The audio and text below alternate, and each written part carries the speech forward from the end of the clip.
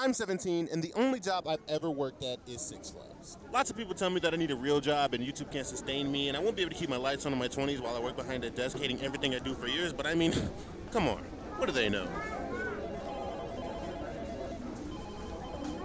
I am very sad. Let me start by saying Six Flags was nowhere near my house. To get to Six Flags, I'd have to take a bus to a train station, take a train to another train station, then take another bus just to get to Six Flags. And I did this every day. Now, getting them to accept my application wasn't really hard because my brother already worked there. I was more worried about the interview. When I went to the interview, it wasn't like your typical job where you sit down in the lobby and wait to be called on. No. When I showed up, there was an entire huge line of people just to get to the little booth where they did the interviews. After they divided us up according to where we wanted to work in the park, they sat us down at individual tables and gave us some bags. Can you guess what was in those bags? Go ahead, guess. I'll give you some time.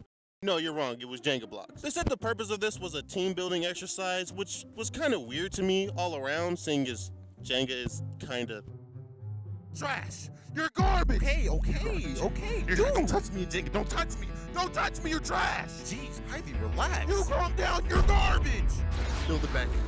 We're playing again, build it! My main job was to pull trash cans and keep my area clean. But on a normal day at Six Flags, there will be anywhere from 800 to 2,400 people in the park at one time. So needless to say, my area was rarely clean for a total of 2 seconds. I would work from 9 a.m. to 9 p.m. It was pretty brutal on my legs. Screw this! I'm out! What? You can't leave! I need you! Find you some legs that can put up with this torture! I quit! No, please! I need you. Eventually, I was moved to a different area because of work issues. I was put in Area 6, which was in the back of the park. So instead of hundreds to potentially thousands of people at one time, I had a modest 200 or 300 people to deal with. My section manager was Carl. He was probably one of the coolest people I've ever met. This guy was so cool, we used to play cards. My section leader, who at any moment could get me fired, is asking me if I have any threes. Carl actually got arrested for having drugs.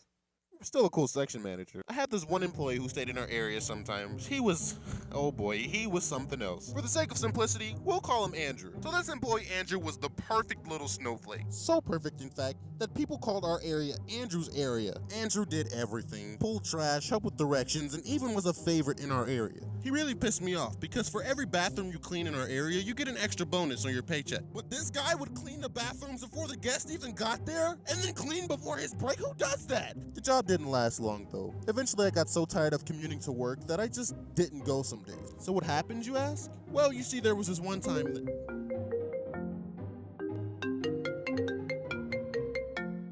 Hello? Ivey! Yeah, what's up? You're fired!